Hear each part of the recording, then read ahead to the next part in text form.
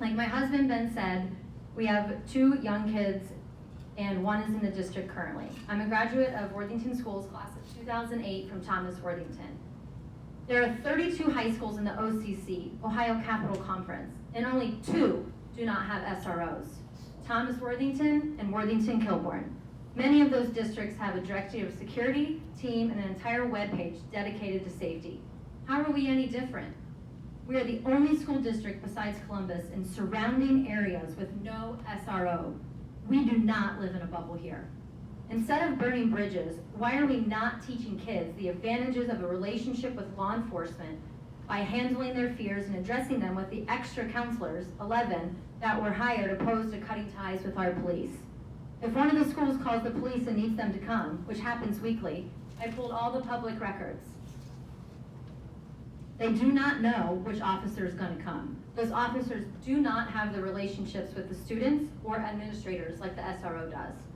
To dig deeper on the facts, our community's reality, I began interviewing the members of this community and silent faculty. The stark reality is not as simple as some members of the board try to paint it.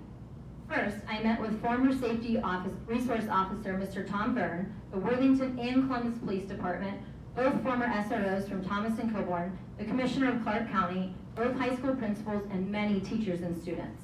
Have you board members done the same? We want input from the experts and those involved in day-to-day operations on our school grounds, not national evidence-based research. I spoke to Mr. Sean Ord over the phone last week. He's a former Worthington police officer who was the SRO at Thomas for around 2 years.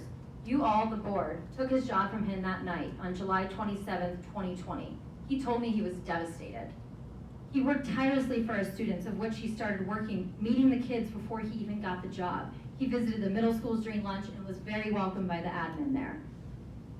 He wanted to get to know the students as he wanted to know them well before he started his position as SRO in the high school.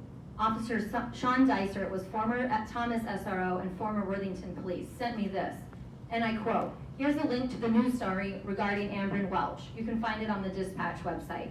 Our officers put themselves at risk to not only try to save his life, but protect his mother, Amber," end quote. They had a relationship with his mother before this even happened. They were put on leave because they were so affected, and some officers even asked to come off of leave so they could be at school with the kids the next day. And I quote, "Ron was another student who got in trouble for drugs while a student at Thomas. While building a rapport with him, I even recommended diversion for him in the courts. He received it." There are many other examples, many, but the reality of the relationship with the Worthington Police and Worthington Schools was a partnership that aimed at keeping youth out of trouble, seeking alternative solutions when they had to go to court, and using those relationships to assist younger students, end quote. I spoke to Mr. Steve Steenberg, the former SRO at Kilbourne, and I quote, "I was welcomed by everyone at the school and absolutely loved the kids there. In Newtown, Connecticut, they have a director of security and at least 2 officers in every single school in their district, and 6 officers at the high school." Have you reached 3 minutes if you conclude your thoughts? Yes, I will.